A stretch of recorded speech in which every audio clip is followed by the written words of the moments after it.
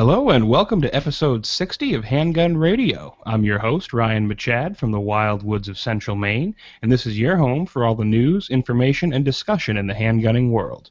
This week, TJ and I discussed some more oddball calibers that you can chamber in handguns.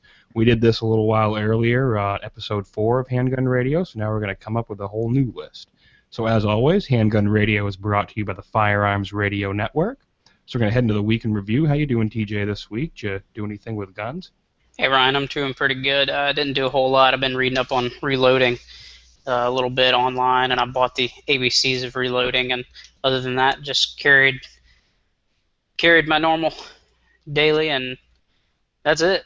Not too much exciting. So what are you looking into getting reloading, like 9mm, 45? Yeah, I think I'm going to start off with 9mm, and then eventually, that's really the only thing I have right now, is 9 Luger stuff, and I do have a 9mm Makarov, but I probably wouldn't reload for that just yet. Yeah, I mean, most of the stuff you find for that is steel case, right? So it's kind of hard to reload that stuff, or aluminum cased, or whatever the Wolf stuff is. Yeah, it's usually steel, but you can get some other stuff. But it's kind of like buffalo bore and all that stuff. So you'd be paying, $1 for every round, and then it wouldn't be very economical to shoot all that just to get the cases to reload them. Right, and some people say like reloading 9mm isn't even economical because it's quote unquote so plentiful. But I mean, I can reload 9mm for pretty cheap, especially if I'm judicious when I'm looking for the bullets and stuff. Yeah, I've heard people say that, and then I'm kind of like thinking I've seen other people's calculations, and I don't know, maybe they're just doing it wrong, but it seems like plenty of people reload 9, so it's got to be worth it somewhere. Well, I've been going with the Barry's bullet, the copper-plated 115 grain, and those are pretty cost-effective. I can get 250 of those for around $20, and I mean, that's not bad, and they shoot great. I've never had any problems with them.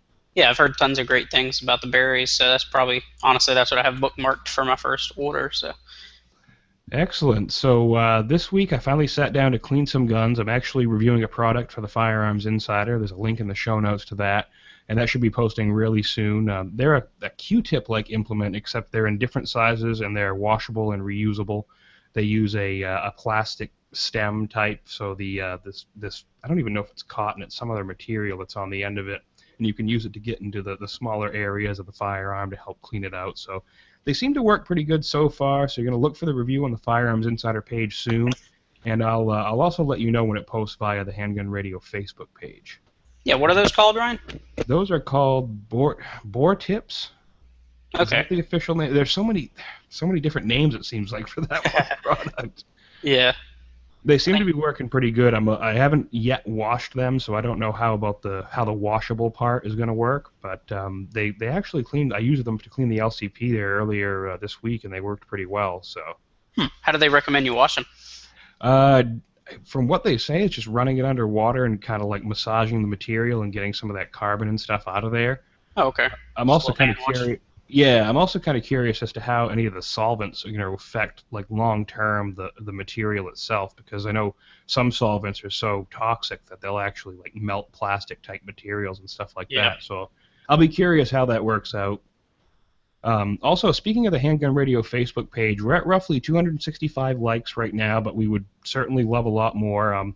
I tend to post interesting pictures, videos, and links during the week, sometimes regarding stuff that we've talked about in the episode, but also sometimes discussing other things that can happen during the week. So please go like the page and share it with your friends if you can.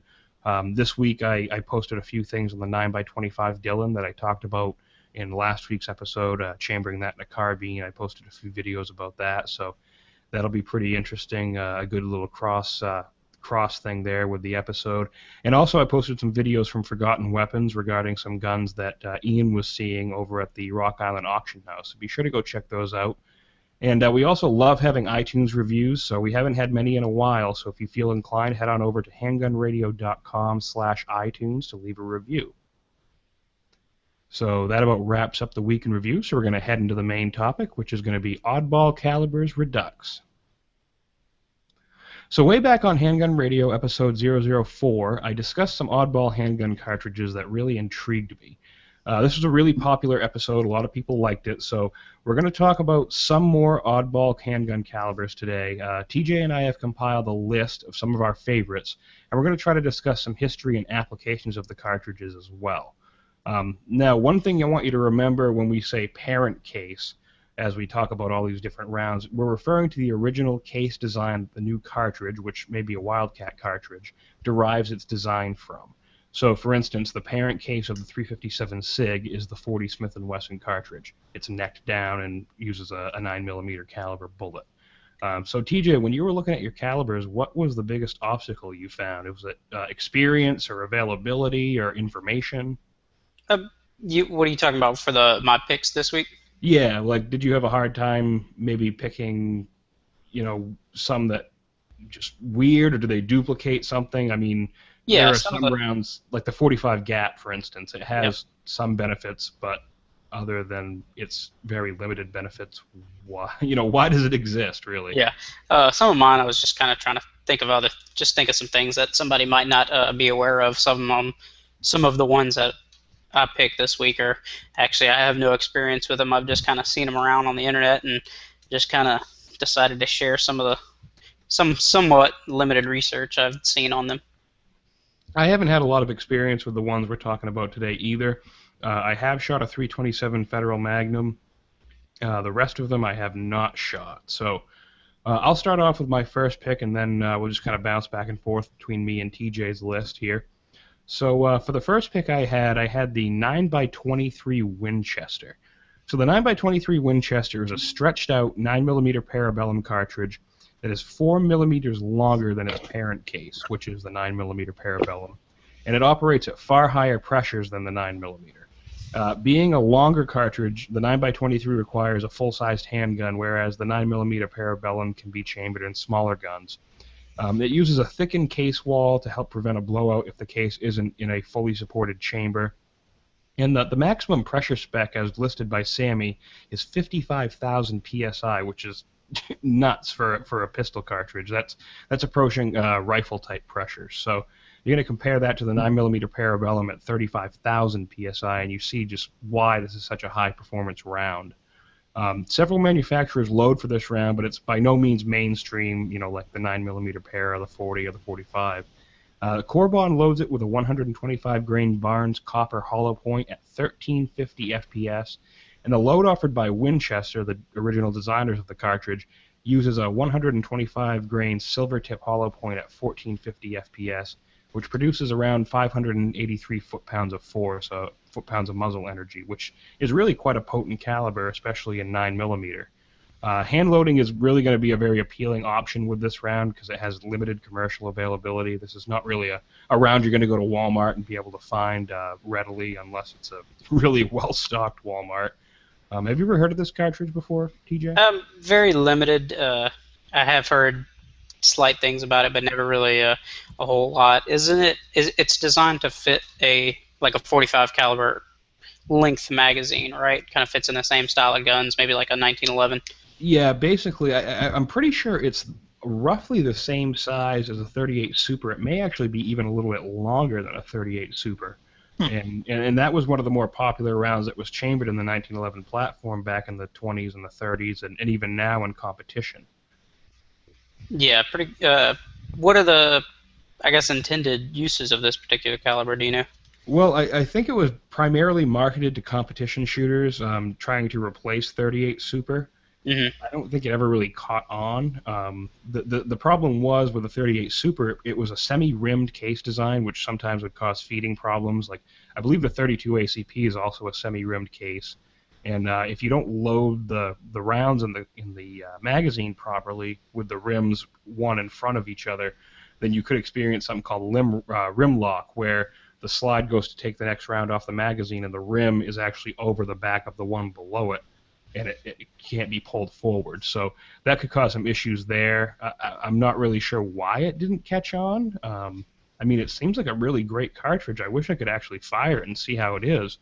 But, I mean, the 38 Super has really held like the pedestal in competition, especially in USPSA and IPSC and stuff as a competition gun. So, I mean, maybe the only reason they wanted to move from the 38 Super to the 9x23 would be for less case length. Yeah, maybe just kind of like you mentioned earlier, the less probability of a rim lock. But I think, like you said, the 38 Super's been out for so long that people are probably just kind of stuck in their ways, and they didn't want to. They said, "Well, I've got all this 38 Super stuff. Why am I going to upgrade or change over to another long 9mm?" It's probably a lot of logistics, I guess, and reasons why it's not as popular as the 38 Super.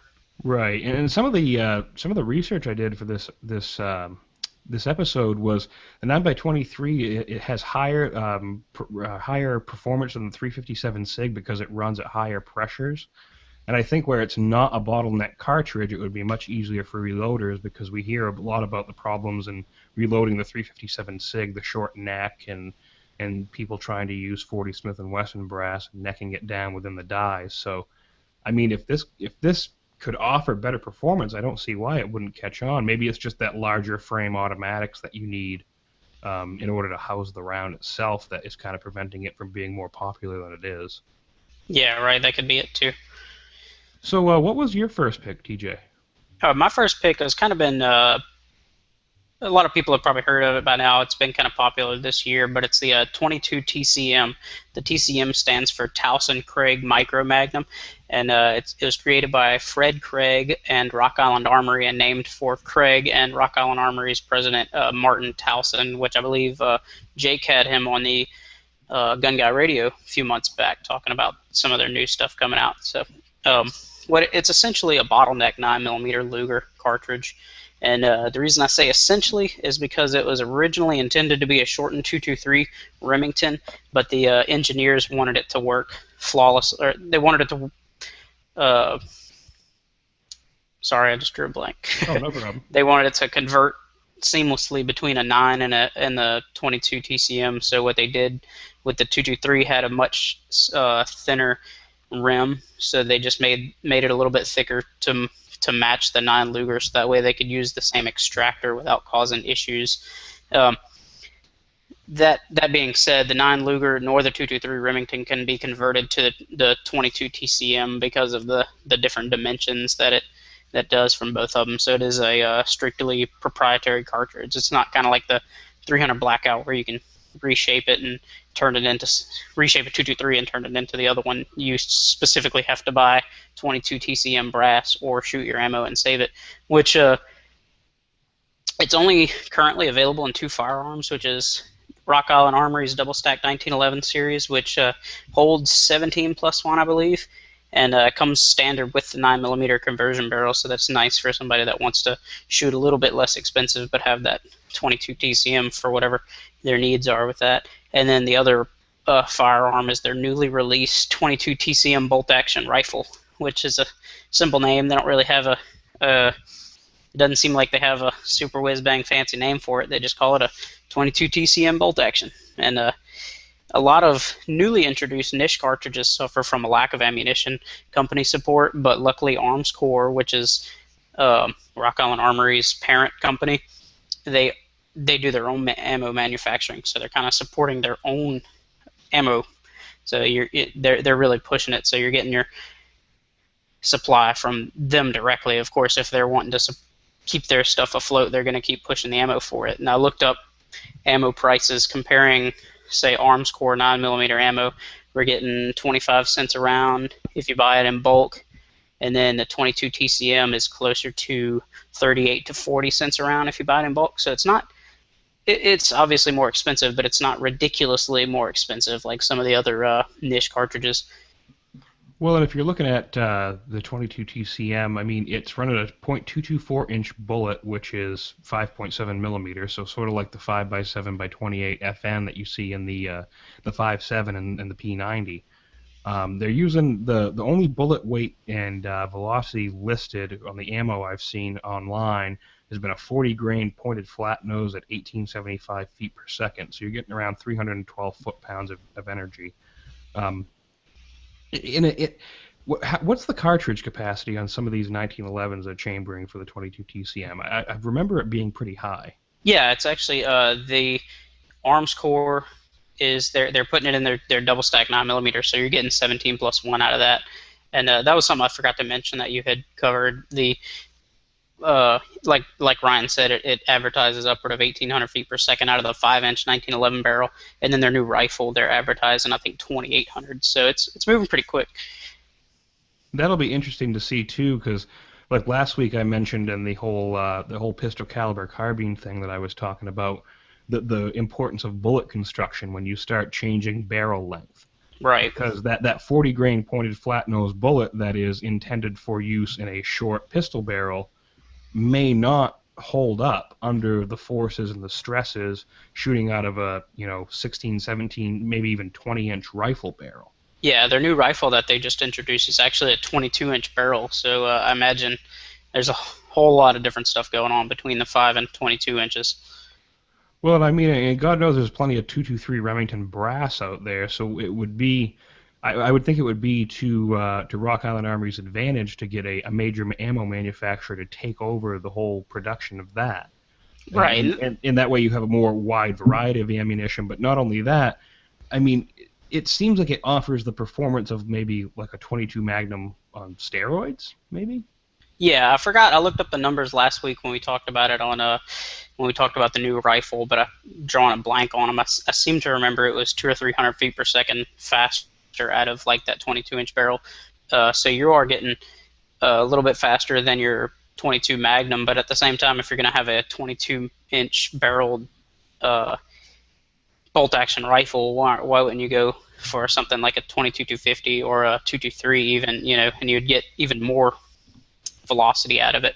But I guess it was introduced more for the people that kind of bought into it early and they wanted that pistol round, and they just introduced the rifle round so you could have the companion to it. And it takes the rifle actually takes the same magazine, so it's pretty interesting. You can I think it comes with a 5-round magazine standard to keep it flush, but then you can put the 17-round magazines from the pistol in it and get your higher capacity varmint rifle, Well, looking at the 22 Winchester Magnum, overall length is 1.350 inches, and with the 22 TCM, you're looking at 1.265 inches. So not really a whole lot of difference in terms of overall case length. So, I mean, the argument that maybe there's like a shorter bolt throw or anything like that, maybe a little bit, but the one thing I do know about the 22 rimfire is that is a rimmed cartridge. So in guns like that, what's that Kel-Tec, the PMR 30, yeah, you gotta be mindful of rim lock. With this gun, I believe it's a rimless.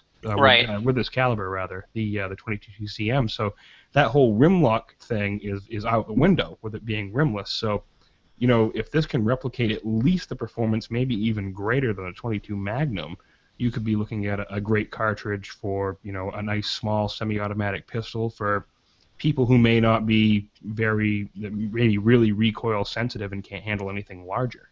Yeah, I haven't heard necessarily that too much about the recoil. I probably should have looked into it a little more, but I think it, just going off of your pure physics, it seemed like it would be slightly less recoil to like a 9mm, so it might be an advantage there. Another thing could be, I don't believe they offer one yet, but I imagine it's not too far out, is maybe like an adjustable sight 6-inch barrel 1911 style pistol that you could use to hunt smaller game like your varmints and kind of jackrabbits and all that kind of stuff. So you'd have a fast little bullet to do that with.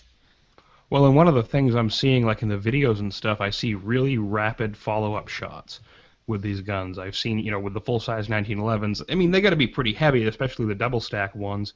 But from what I'm seeing, I'm not seeing much muzzle rise, pretty quick shooting from people testing this round out. Right, and I guess one thing that kind of makes it interesting, too, is that their 1911 that they're offering is actually, I think it's somewhere around the 550 range, so it's a budget entry, and you do get that 9mm double stack and the 22 TCM double stack. So it's kind of like if you're getting into 1911s, you get that, and you have kind of a well-rounded pistol. And I've heard the Armscore or the Rock Island Armory stuff is really good for the value. It's a really good value for the price. Well, that and if you already have that ammunition, you want to buy that rifle for varmint hunting or something like that, small game, you have that option as well. So right. So my next pick in my list was the 327 Federal Magnum. Now, some people may not say this is an oddball cartridge, but in terms of mainstream acceptance at this point, it kind of is. The 327 is the product of a collaboration between Ruger and Federal Cartridge Company back in 2007-2008. The 327 Federal Magnum was an attempt to offer the power of a 357 Magnum, but in a J-framed size gun with 6 shots rather than the traditional 5 shots. Federal took the 32 H&R Magnum parent case and extended it by 1/8 of an inch in order to make the 327 Federal Mag. The bullet weights are offered from 100 grains to 115 grains, and they come out of the barrel between 1,300 and 1,874 feet per second. And that latter velocity is the one with the 100 grain bullet. The 115 grain bullet at 1,659 feet per second out of a 5.5-inch Ruger Blackhawk produces around 702 foot-pounds of energy, which makes it a pretty formidable cartridge. The gun can chamber 327 Federal Magnum, along with 32 H&R Magnum, which is the parent case, 32 Smith & Wesson Long, and probably 32 Smith & Wesson. The Ruger guns had been discontinued for quite some time, but in July 2014, just recently, Ruger reintroduced guns chambered in 327 using the Ruger Single 6 platform. Now, I have heard people say that it has less recoil than the 357 Magnum, but produces the same results. There are not a lot of there's a lot of ballistics tests. There's not that many real-world uses of the 327, so it's kind of hard to judge the terminal performance of the cartridge itself. Yeah. And I also have heard people who have shot the cartridge and said this recoils a lot snappier than my 357. Mm-hmm. So it's really a toss-up. I mean, it's kind of fallen by the wayside. You don't really hear much about it anymore.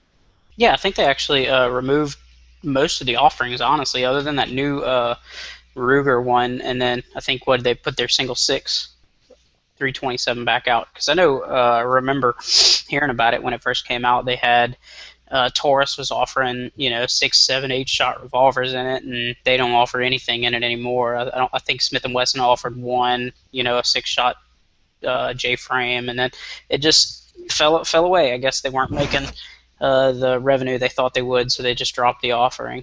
It'd be really cool to see it make a comeback, because I like that idea of having just one more round in your cylinder. That makes seems trivial, but might make the world of a difference. Well, that Smith & Wesson one, I think it was the 632. I think they only offered that for like 2 years, maybe. Mm-hmm. Yeah, I don't think anybody really offered them very long. Taurus seemed to offer them for a good little while, but they don't offer them anymore. It's really unfortunate because, it's like a decent cartridge. I know a lot of people who are recoil sensitive who couldn't even shoot like 38 Special Plus P in the smaller guns, right. Were sometimes saying, oh yeah, I carry 32 H&R Magnum, which at that point in time was the highest 32 caliber round you could carry. Yeah, and I've heard mixed things with that too, as a lot of people said that they weren't very, reliable stoppers.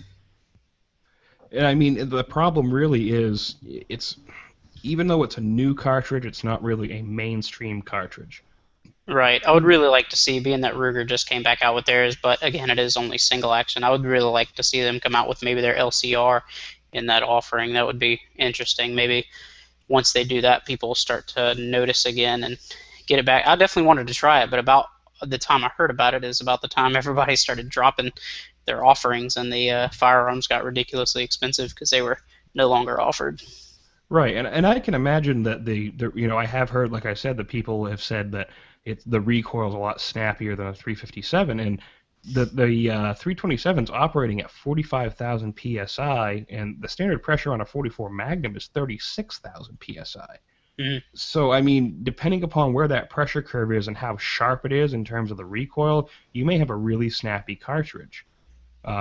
People would, because you have people that say, oh, well, 40 Smith & Wesson, that's lower than 45, it must not recoil as much. 45 recoils a whole lot less than a 40, and that's because the difference is the peak pressure and the pressure curve. I'm sure the pressure curve on the 40 is a lot sharper than the 45 ACP. Yeah, it gets up to its higher.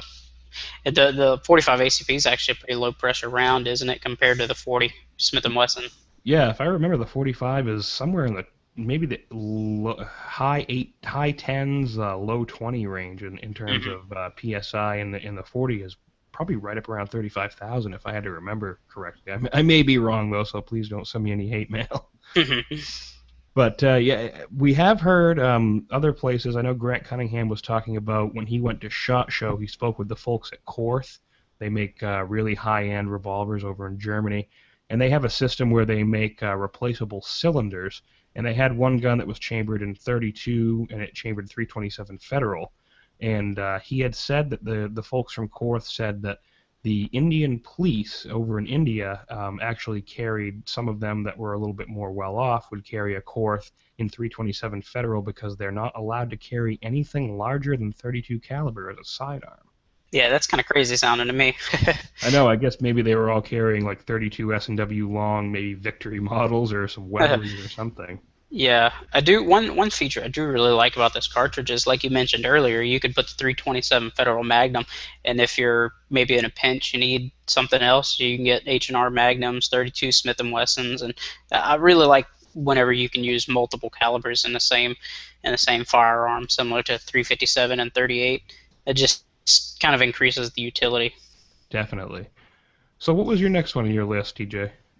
Okay, my next one's not necessarily a caliber, but it is an oddball round. It's the pinfire cartridges that they work very differently from today's cartridges. They were invented by a Frenchman named Casimir Lefaucheux, I believe I'm pronouncing that right, in the 1830s. The primer, rather than at the end of the cartridge like we're used to today, was enclosed inside the case along the edge of the wall. So if you imagine your primers today, turn it 90 degrees one direction and stick it on the inside of the case is kind of, I guess, an easy way to put it. And on the opposite wall, there's a pin sticking through that. Once the hammer comes down, hits that pin. I guess if you imagine it, if you're looking down the sights of a revolver, you got your pin would be sticking straight up from the cylinder rather than forward like you think today. But anyways, once the hammer comes down and hits that pin, it goes into the case and crushes that primer, igniting the cartridge. The original pinfire was actually a shot shell design for a breech loading firearm. It was seen as a weaker action because some of the more well-off guys that were seeing it were saying, oh, well, it breaks in the middle. That can't be reliable. It's just going to break in half and fall apart. But we see today there's plenty of break action type guns like that. But it was just kind of like that new technology kind of thing. People didn't want to take to it very well. But they were later used in revolvers because of their protruding firing pin. They had to be specifically lined up with a slot to load and fire properly. And the pinfire cartridge was actually advantageous at the time because it allowed for faster reloading in a time primarily dominated by percussion fire muzzle loaders.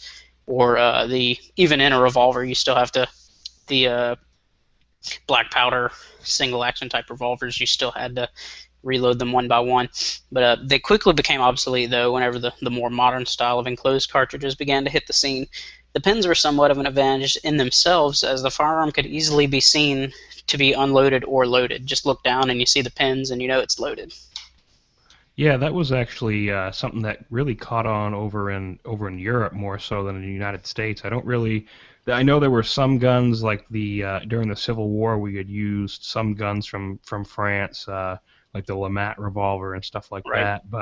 But mostly over in Europe, you didn't really see the percussion guns. You more so saw either the pinfire or some other system of ignition. Yeah, and it was like I said earlier, it was a Frenchman that created it. So I guess it started over there and took off there, and maybe never came over here as well. I'm not entirely sure. It just didn't catch popularity, I guess, I guess it was probably just easier to produce. I think that was kind of one of the issues with it. It was a little harder to produce this pin fire, and the pins were fragile, so they would break off if I remember correctly. So they were more inclined to load their single action, like their Colt Navies and all that. That way they know they're reliable, but they didn't want to switch to these pin fires, or the pins could break off, or you have to fumble with it and line it up properly and all that stuff. So. Right, and the guns, like you'd see guns, they looked like the percussion guns, but they would actually, when the pin fell, it would fall on the top of the hammer would fall on the top of the cylinder rather than coming in and hitting the direct back of it like it would on a percussion gun. Right. Something I didn't mention, the offerings. They had, like I mentioned, the shot shell type, and they also had them in 15, 12, 9, 7, 5, and 2 millimeter. And I believe to this day that 2 millimeter pinfire is the smallest commercially available firearm in existence, because that's a little, you think 2 millimeter, that's about a tenth of an inch, so it's slightly over a 1 caliber. Yeah, they came in all different calibers, and all those black powder guns, I mean, were sometimes chambered in calibers we've never seen today. Right. So we do have a comment from a viewer here talking about the 460 Roland, the ballistics of a 44 Magnum and a semi-auto, 185 grain hollow point going at 1575 feet per second in a 5.25 inch barrel with 1,000 foot-pounds of energy. Now that is crazy. So my next cartridge in the list here is the, what did I pick here? I picked the 30 Luger. So this is going to be a lot older cartridge. I think this is the oldest one on the list, actually. It's known as the 7.65 by 21 millimeter Parabellum, and most commonly called the 30 Luger over here. It was introduced in 1898 by DWM, which was the manufacturers of the Luger, and it was one of the early self-loading pistol cartridges. The cartridge was based upon the Bottleneck 7.65 by 25 millimeter Borchardt pistol cartridge that was introduced in the C93 Borchardt in 1893. Georg Luger shortened the Borchardt cartridge to 21 millimeters, which then allowed him to narrow the grip and make it more comfortable to shoot. Also, it allowed him to have a shorter action movement using the famous toggle action mechanism that he's known for from the Luger pistol. The most common 30 Luger cartridge available used a 93 grain full metal jacket bullet traveling at 1,200 feet per second, which produced a muzzle energy of around 412 foot-pounds.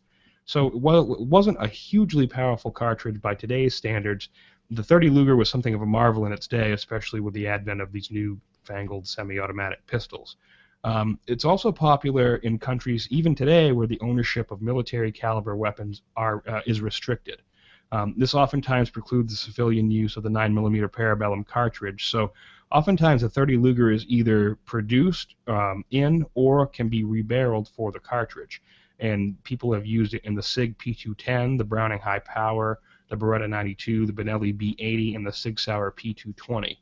In one of Masad Ayoub's books, when he's talking about the Browning High Power, he talks about having, I believe it was Barstow, make him a barrel in 30 Luger for his Browning because he was going to train people in a country where civilians weren't allowed to carry 9mm. So, or below 30 caliber, or below 32 caliber. So he carried the 30 Luger in a Browning High Power, which almost gave him the performance of a 9mm Parabellum while still being legal to carry in that country. Now, have you ever seen one of these, TJ, the 30 Luger?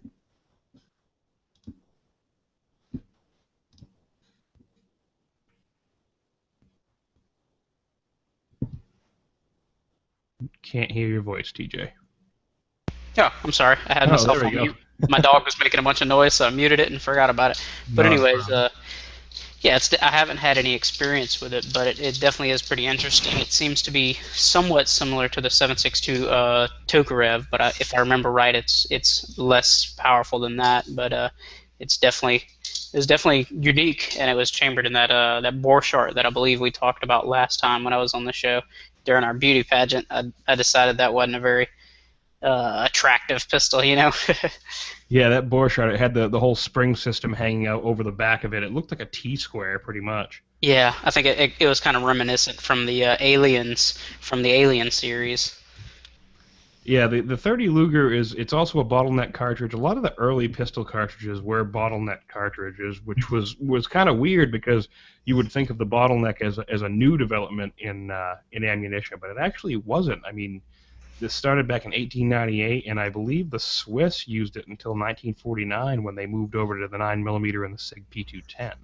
Yeah, that is pretty odd that you would imagine, being that they were new to the auto-loading, you would think they would try with the straight wall cartridges first, but I guess maybe they're used to the step cartridges, and I guess maybe that's how they got their capacity. Being that they were black powder usually in those times too, I guess to get the efficiency out of it, they needed the case capacity to be as large as possible, so they just flared the bases out so they could fit more powder, I would imagine. Right, and this was just at the advent of that smokeless powder from France. So I mean, you had this new high performance category of cartridges like 38 Special was originally black powder. Well, when loaded with this new powder, it reached a whole new level of performance with only maybe a fraction of the powder needed. Right. So what was your next pick? Let's see. Let me scroll down my notes.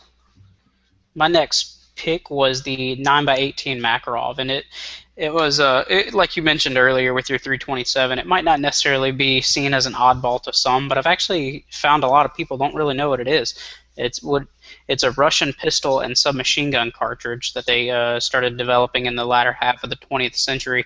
It is the standard pistol cartridge for Soviet Union and the Eastern Bloc. It's very similar to our like 9mm NATO in that in its issuance, not in performance, but kind of similar to how all the NATO countries issue 9mm, while all the Soviet countries issued this 9mm Makarov. It was designed to replace the 7.62 by 25 Tokarev round. The Soviets were finding that the Tokarev would release the magazine prematurely when being carried because it had the standard style release that we're used to today, and I guess maybe their holster choices and all that stuff led to magazines being jettisoned and leaving the soldier without a magazine in their gun. So what they wanted was a smaller, lighter pistol that had a heel magazine release. So they settled on they eventually adopted the Makarov pistols that we're all familiar with. The 9mm Makarov is very similar to the 380 ACP cartridge we all know of, though the case is 1 millimeter longer and the bullet diameter is 3.65 versus the 380's 3.55, or I'm sorry, 0.365 versus the 380's 0.355. They can't be interchanged. The rim is similar enough to the 9mm cartridge to where reloaders have successfully converted the 9 Luger to 9mm Makarov. All it requires is the case, mouth and the taper be expanded to fit the larger bullet diameter, and then it'd be trimmed back a millimeter for the shorter chamber.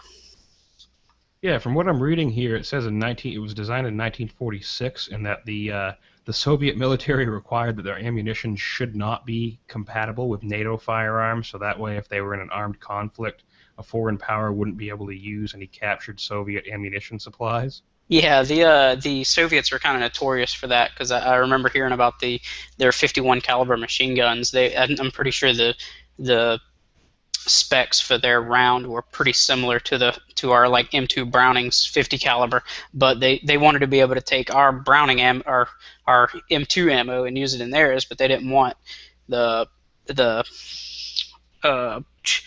I guess the NATO powers, if I'm not entirely sure when NATO started up, but they didn't want anybody else to be able to take their ammo, but they wanted to be able to take ours. So it's kind of a similar thing.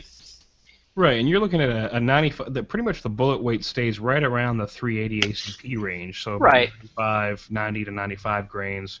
Yeah, I've seen between 90 and 100. I've actually seen some 119 or 115, but I think those are very special loadings. I'm not entirely sure how they get all that weight in a short bullet, because it's a shorter bullet like a 380 rather than the elongated 9 Luger. Yeah, and from what I'm seeing here, they're saying 95 grain FMJ at 1,050 feet per second for around 231 foot-pounds of energy. So on the lower end, definitely lower than like a 45 ACP or anything like that, but I mean almost in 9mm territory. These were straight blowback guns, the Makarov, so...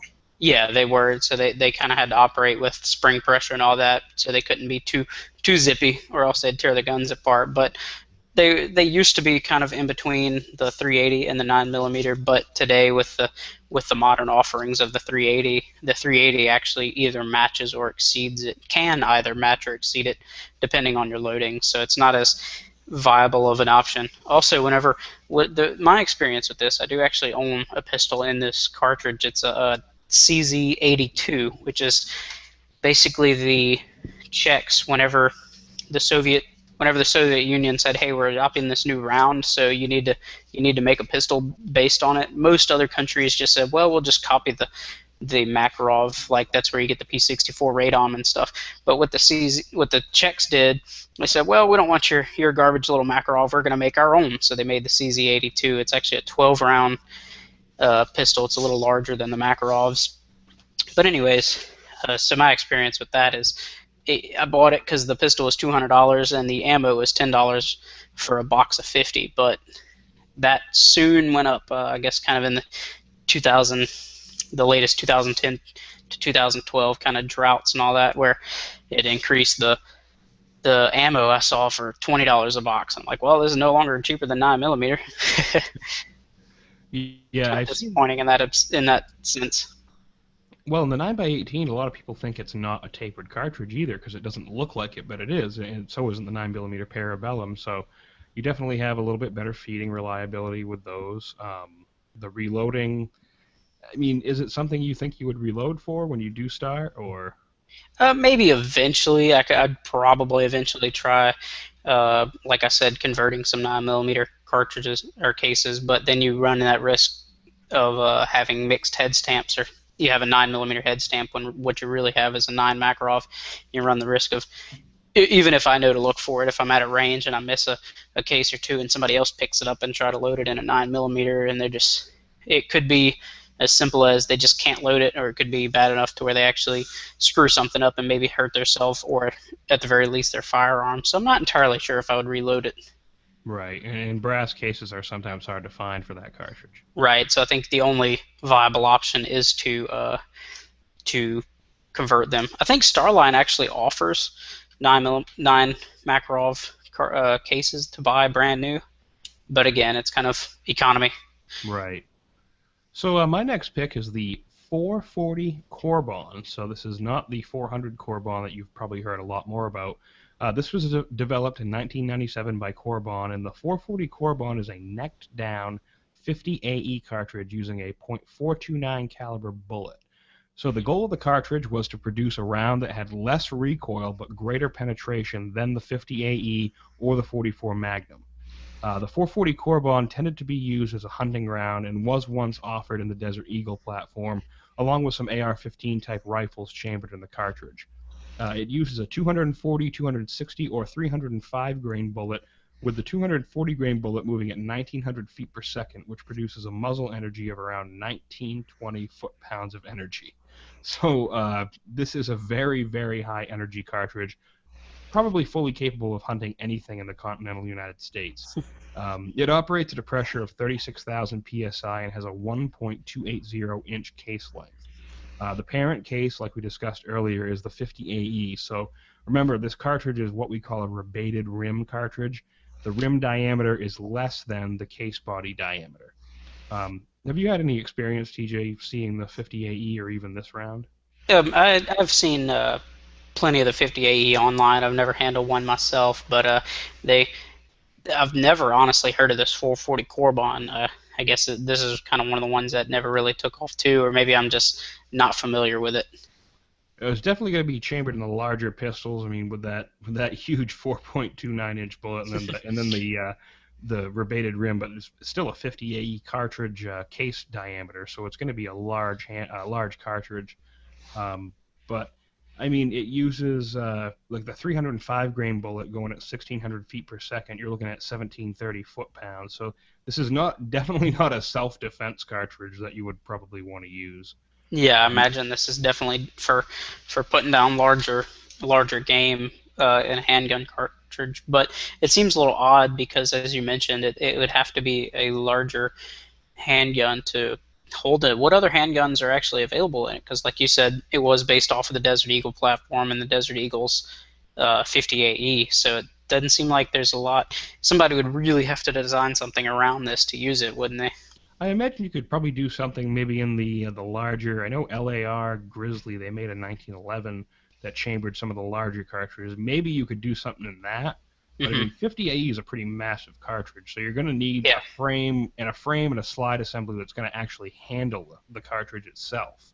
Right. Wasn't there a conversion for 1911 pistols that kind of swapped out the whole top end and kind of made it like a bolt action almost? Not necessarily a bolt action, but you had to load each round separately.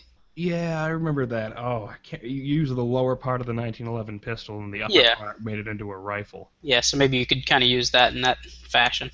Right. And I mean, in this gun, I mean, now they don't make it anymore, so you're not able to buy a semi-auto. So you're trying to get the stopping power of a 44 Magnum in a semi-automatic pistol. And while you are getting that, I mean, bottleneck cartridges do sometimes present quite a problem to the reloader. So that may be one issue you'll run into. And then number two, just brass availability. Is the case length different from the 50 AE? Do you have to modify it, or do you have to buy, fresh brass in Yeah, order to because reload it, stuff like that. So, I mean, even though it is a reloading only proposition more than likely, you still may have problems when you do go to reload it.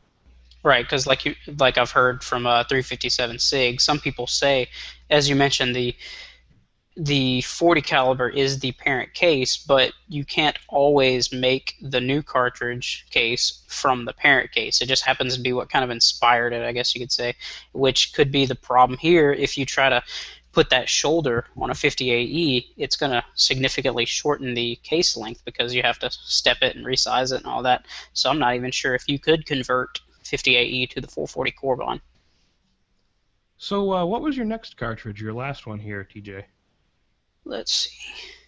The last one I have is the 9x21 IMI, and this is kind of like you mentioned earlier with the 30 Luger. It's a descendant of the 9mm Luger, and it was designed for countries that do not allow the use of military and police cartridges in civilian firearms, which is where I was getting at, saying the similarities to the 30 Luger.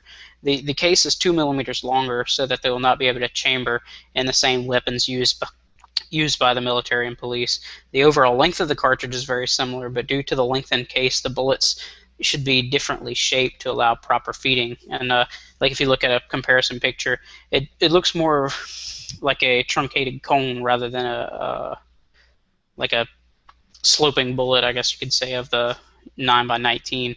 So as you talked about earlier with the 30 Luger, having to chamber that or use that in countries that restrict military cartridges. This is very similar. I've heard of competitors in Italy, I believe, rings a bell, where they would use this to get around those restrictions. So from what I understand, it's pretty similar to the 9x19.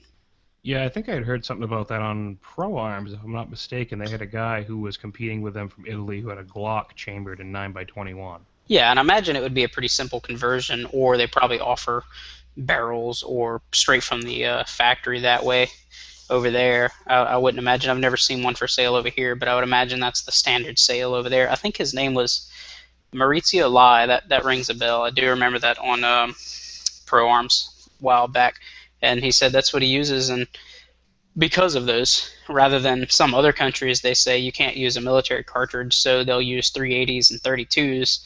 But I guess the IMI, which is the Israeli military industries that kind of familiar with the Desert Eagles and that kind of stuff, they designed this cartridge. Yeah, I know one thing like I've heard a lot is when you're down maybe on the southern border with Mexico and they'll come upon a shooting and they'll see 38 super cases, and that tends to point them in the direction of someone being the shooter from Mexico because they don't allow military calibers in civilian hands. Yeah, I guess it's... So they'll I'm find sorry. that sort of thing. I had a problem with my mute button again, but yeah, I think it's kind of the same thing. They get what they can, and being that the 1911s chambered in 38 Super were pretty popular here in the States at some point, I guess they just kind of ended up in Mexico, like you mentioned. So my last pick is the 45 Winchester Magnum. So this was developed in 1977 by Winchester, and the 45 Win Mag is a lengthened 45 ACP case intended for hunting and silhouette shooting applications.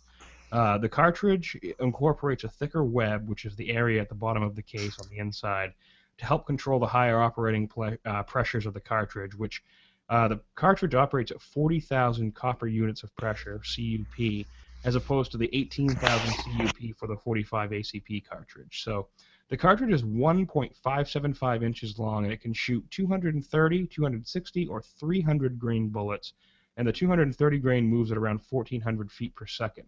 That produces a muzzle energy of 1,001 foot-pounds. The 45 Win Mag was chambered in the 1911 LAR Grizzly design, along with the Wildy handguns, but it's sort of fallen into obscurity in most arenas, save for the metallic silhouette shooting applications. It's got a case length, just the case itself, of 1.198 inches. And the 45 ACP is really known as being quite a stubby, short case. So extending that and having the extended case capacity for more powder could certainly drive that performance up there. But from what I understand, some of the pistols chambered for it experience, cracking of the frame, because it is a really high-pressure, high-performance cartridge that does have really high slide velocities. Have you heard anything about this, TJ? I haven't heard too much about this, but one thing I'll note was the Winchester Magnum seems to be a pretty common suffix. So I'm thinking Winchester just has some kind of affinity with making things go faster and bigger. Yeah, I'm pretty sure they did a Winchester Magnum in 9mm, right? I'm not sure offhand, but I know like the 22 WMR is basically a Winchester Magnum, and then they have a lot of rifle calibers that are Win Mags also. Right. Let's see. Right here, 9mm Winchester Magnum, also known as the 9x29mm, was developed by Winchester in the late 70s to duplicate the performance of the 357 Magnum in an auto pistol cartridge. Wow, that's insane. Just to put that in perspective, that's 10 millimeters longer than your standard 9mm Parabellum case. Yeah, we're looking at a 115 grain bullet at 1450 feet per second for a muzzle energy of 537 foot-pounds. Wow. That is a really long cartridge. Oh, that's a screaming, huh? So that about wraps up our discussion on odd handgun cartridges. So we're going to head into the obscure gun we want and then the wrap-up section. So this week's obscure gun we want, for me, it's not so much a specific gun this week, but a concept. So, and people are probably going to send me hate mail for this, because, oh, they already make one. So offer a break action or falling block, rolling block, or even a repeater if you could get it to work. Rifle-type system that comes with 6 pre-chambered barrels in the calibers of your choice. You have 1 receiver for pistol cartridges and 1 receiver for rifle cartridges. When you go to order the gun, the customer picks whether they want the pistol caliber set or the rifle caliber set, and then you get to look at a list of available pre-chambered barrels, and you get to pick the 6 cartridges that they want. So, for example, I might say, I want the pistol caliber 6-pack set with barrels pre-chambered in 9mm Parabellum, 45 ACP, 10mm Auto, 357 Magnum, 44 Magnum, and 460 Smith & Wesson, which means in the 460 I can shoot 454 Casull, 45 Colt, and 460. I don't want something that uses a single barrel and removable barrel inserts, because those tend to not work well, and I remember hearing that Chiappa was offering some system like that. They don't tend to work well. And I want all the barrels the shortest legal length for a rifle barrel, 16 inches, and I want them all threaded for potential suppressor use. So some may email me and say, oh, just get a Thompson Contender and be done with it. But to the best of my knowledge, everything for those has to be bought individually. You can't buy a pack of 6 barrels. So giving the customer the option of saying, I want these 6 chambered barrels to work on this 1 receiver, and I can just quick change, unscrew maybe the strap thing, the screw in the fore end, pull the fore end off, open it up, pull that barrel off, put another one on, sort of like the Rossi matched pair guns.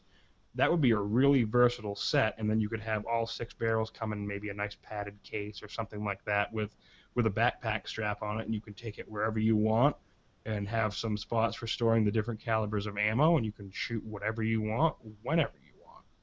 Yeah, I think this is a pretty cool concept. And then if you're going to go so far as to have a different caliber 6-pack kind of thing, you could have 3 pistol and 3 rifle, or whatever you want, so long as the frames are designed to be able to handle all of those all of those calibers.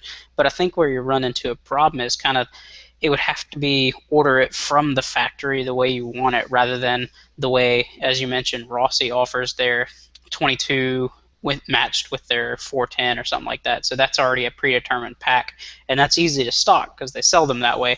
So distributors would be able to stock those, but in your case, it would be straight from the factory as an option. I don't think it would work out logistically too well with distributors.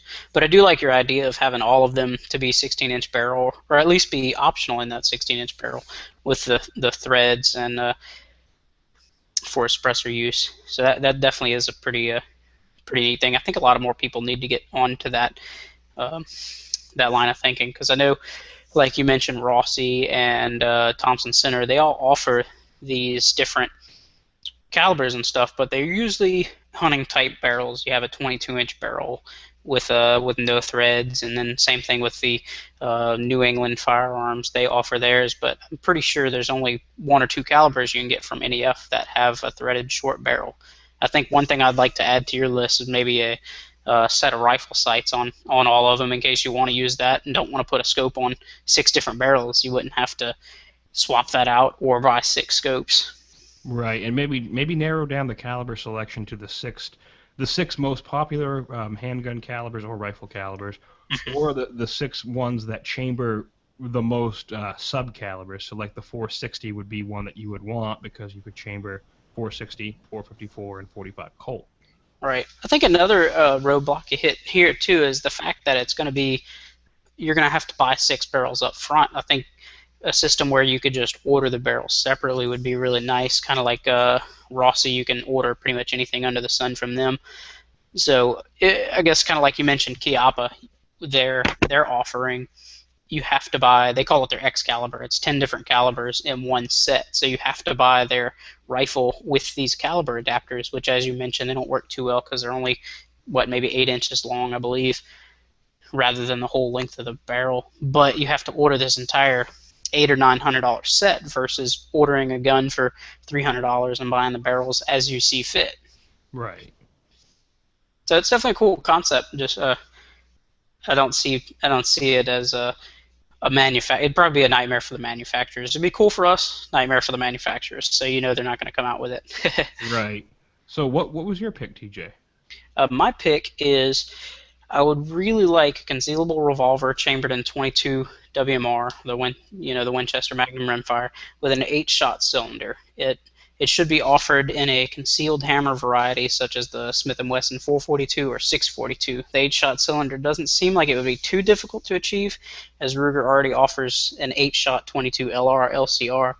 They do offer a 22 WMR version, but it only holds 6. I think the reason they weren't wanting to put more than 6 in there is because they have their pretty aggressive scallops to lighten the cylinders, so they didn't want to scallop it so much and weaken the cylinder. But it doesn't seems like if they weren't so deep, they could safely fit 2 more in there, and I just think that would be a really great option for kind of, as you mentioned earlier, somebody with that was more recoil sensitive but still wanted something good in a defensive handgun.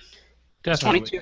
22 Magnum's definitely not anything to sneeze at out of a 2-inch barrel. They actually, I think there's 3 or 4 different people offering 22 Magnum short barrel rounds, such as the Gold Dot. They're specifically designed to work out of a 2-inch barrel and expand properly.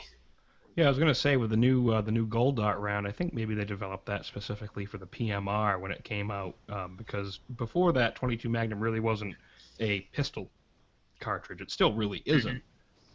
Especially where it has such a long length. I mean, it's kind of hard to chamber in a gun that's easy to handle for somebody from front to back, front strap to back strap. That's a really large grip for some people with smaller hands. Right, it's pretty long for an autoloader, but that's not necessarily an issue with a 22 WMR. I mean, with a revolver. I'm sorry. Right. That's why I think it would make a little more sense in that form factor.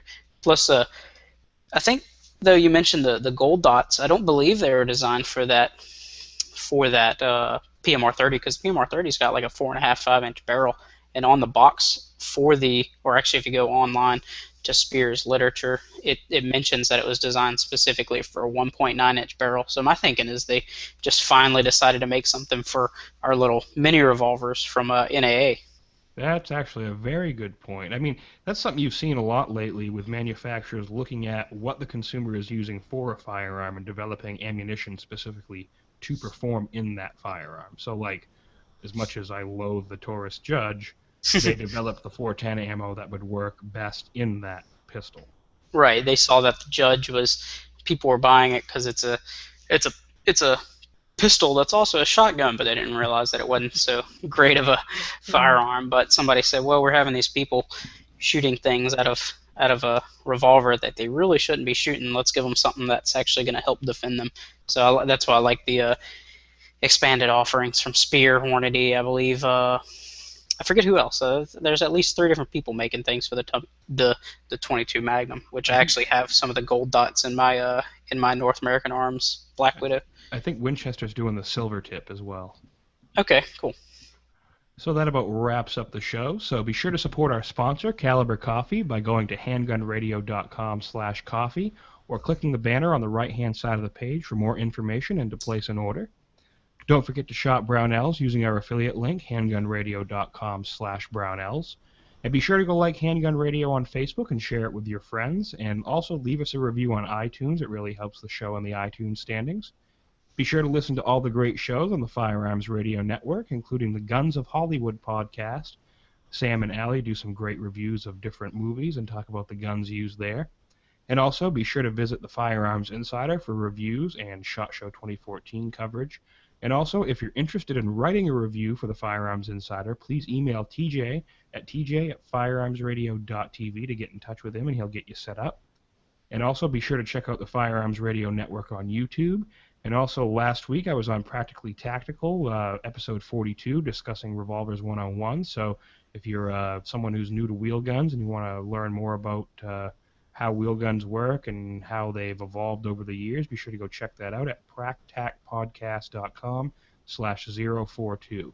So is there anything else you'd like to plug, TJ, before we wrap it up tonight? No, I'd just like to say, tell everybody to head over to the Firearms Insider, read some reviews, and if you want to join in, just send us an email and let us know that you want to do some reviews, because we're definitely always looking for reviewers. Awesome. I really appreciate it. Appreciate you coming on and discussing Oddball handgun cartridges. Yeah, thanks, Ryan. It was a good time. So until next week, have fun and safe shooting.